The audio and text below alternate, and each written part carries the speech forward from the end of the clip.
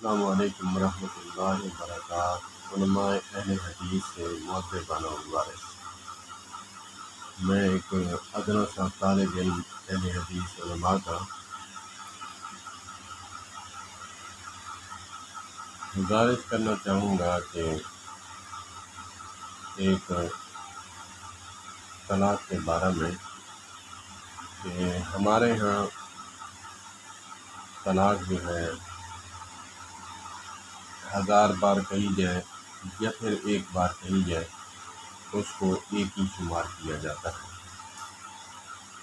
ٹھیک ہے، میں مانتا ہوں دلائل کی بنیاد پہ علماء بات کرتے ہیں۔ ایک میں گزارش کروں گا کہ ایک بندے نے ایک دفعہ طلاق دی، 3 بار کہی، غصے میں یہ بات بالکل بھول جائیں کہ وہ گنتی کر کے کرے گا یا پھر تعداد شمار کرے گا۔ جیسے ہمیں اگزامپل ملتا ہے، ایک صحابی رسول صلی اللہ تبارک و تعالیٰ علیہ وآلہ وسلم نے طلاق دی، کہا کہ تجھے جتنے درخت کے پتے ہیں ان کے برابر تجھے طلاق۔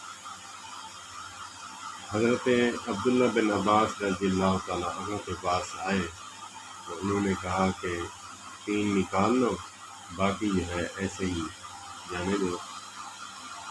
درخت کے پتے جو ہیں ان میں سے 3 جو ہیں وہ نکال لیں، طلاق ہو گئی، باقی جو ہے چھوڑ دیں۔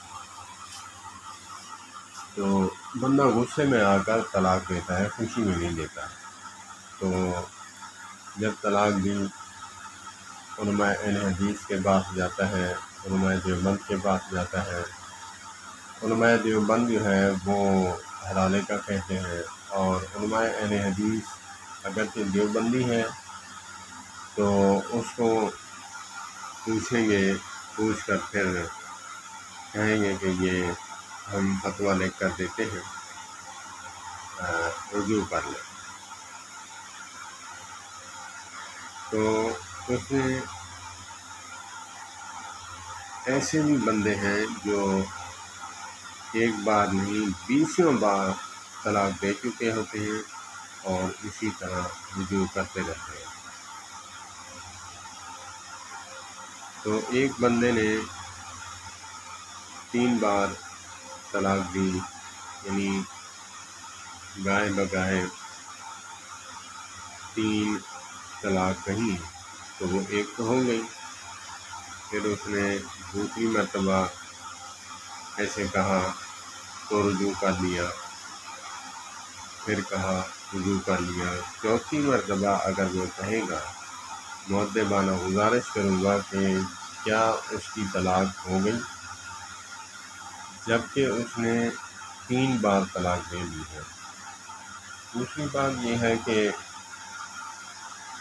جب طلاق دے کر آتا ہے خاوند، تو لڑکی والوں کا حکم اور لڑکے والے کا حکم دونوں کا ہونا لازمی ہے۔ میں نے ایک عالم دین سے کہا کہ جب طلاق دے کر آتا ہے تو دونوں فریقین کا ہونا لازمی ہے، کیونکہ وہ جھوٹ بھی بول سکتا ہے، میں نے 3 بار کہی ہے، 1 بار کہی ہے، نہیں دی، کیا کہا، غلط بھی کہہ سکتا ہے، کیونکہ اس نے رجوع جو کرنا ہے، جیسا سوال کرے گا ویسا ہی جواب ملے گا۔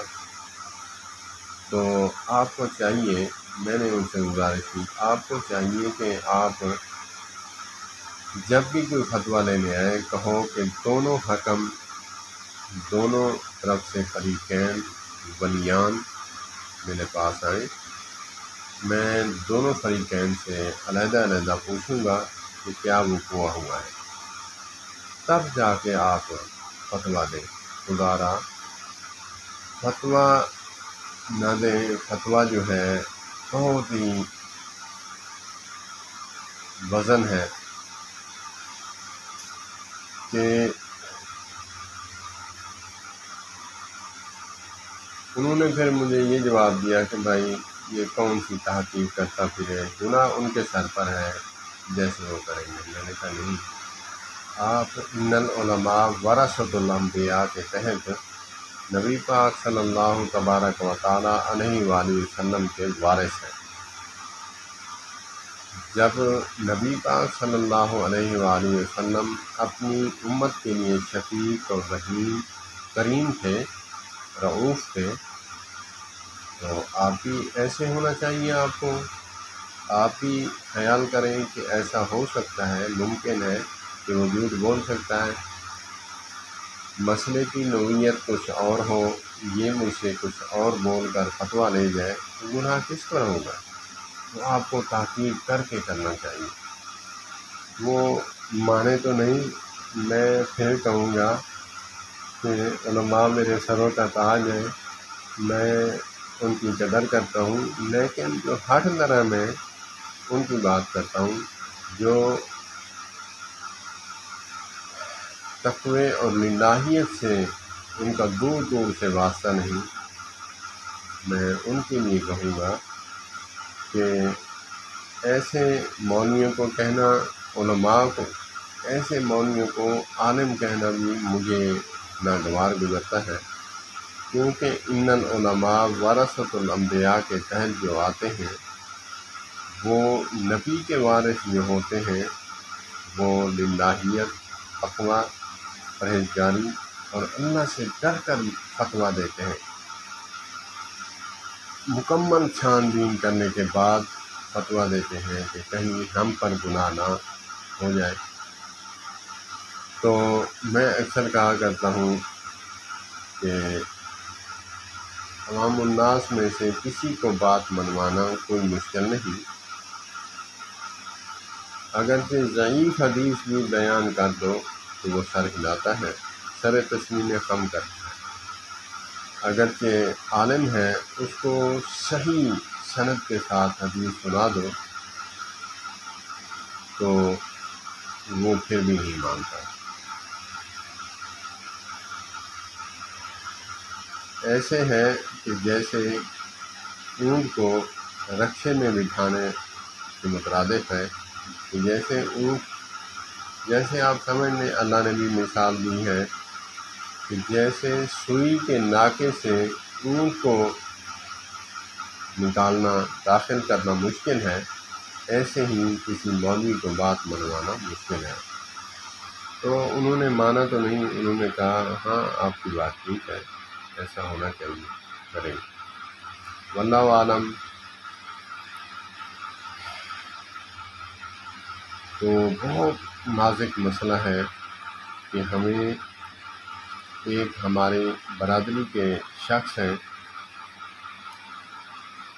کئی بار اس نے ایسا کہا کہ میں تجھے طلاق دے دوں گا، میں نے تجھے طلاق دی، تم چلی جاؤ، تم چلی جاؤ۔ ایک بار نہیں، 20 بار اس نے کہا۔ ایک مرتبہ ہاتھ میں چٹھی تھمائی، کہا کہ یہ طلاق ہے، اپنی بیٹی کو لے جاؤ، اپنی بیٹی کو لے جاؤ۔ آگے آئے، جا کر سواری میں بیٹھے تو اس کو کھولا، دیکھا وہ خالی ہے۔ اس نے دھمکانے کے لیے ایسے کیا۔ تو علماء کو ان سچویشن پر دیکھنا چاہیے کہ کیا سچویشن ہے۔ علماء سمجھتے ہیں کہ ایسا بندہ جو ہے، جو بندہ ایک بار نہیں 20 بار طلاق دے چکا، کیا اس کا ارادہ نہیں؟ کیا وہ ذلیل کرنے کے لیے ایسا کرتا ہے؟ اس کے لیے کیا فتویٰ دیتے ہیں علماء کرام، کبار علماء کرام؟ کوئی تو لاکھوں میں سے ایک ہوگا جو ایسی سچویشن کا فتویٰ لینے آیا ہو، بڑے کبار علماء میں سے کسی کا تو فتویٰ ہوگا، ایسا ہرگز نہیں کہ فتویٰ موجود نہ ہو۔ تو علماء اہل حدیث سے میری گزارش ہے کہ دونوں ولیان میں سے بیٹی اور بیٹے کی طرف سے دونوں میں سے فریقین میں سے بلوا کر ان سے سچویشن پوچھیں، علیحدہ علیحدہ بٹھا کر، پھر تب جا کر سچویشن کو دیکھتے ہوئے پھر فتویٰ صادر فرمائیں۔ اللہ پاک مجھے بھی عمل کی توفیق عطا فرمائے، اور اللہ پاک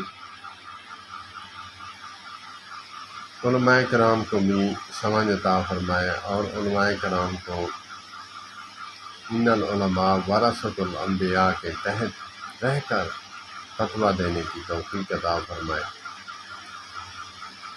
کیونکہ نبی صلی اللہ علیہ وآلہ وسلم حضرت محمد کریم صلی اللہ تبارک و تعالی علیہ وآلہ وسلم امت کے لیے شفیع، رفیق، شفیق، رحیم، رؤوف، مشفق اور خیر خواہ ہے۔ تو اسی لیے مورث کو بھی نبی کی سنت پر عمل کرتے ہوئے ان کے مزاج کو، نبوت کے مزاج کو دیکھتے ہوئے اس بات کا خاص خیال رکھے کہ بہت حساس معاملہ ہے، بہت حساس معاملہ ہے، اس کو دیکھتے ہوئے کہ یہ جو بندی ہے، ہم اس کو مسئلہ بتائیں گے یہ اہل حدیث تو ہو جائے گا، اگر نہیں ہوگا متاثر تو ہوگا کہ میرا گھر بسایا ہے۔ ایسا ہرگز نہ سوچیں، ایسا ہرگز نہ سوچیں۔ اللہ پاک ہمیں سمجھ عطا فرمائے، اللہ پاک ہمیں عمل کرنے کی توفیق عطا فرمائے، علماء کے ساتھ وابستہ رکھیں، اللہ پاک علماء کرام کو سلامت رکھے، ہم پر ان کا سایہ قائم و دائم فرمائے۔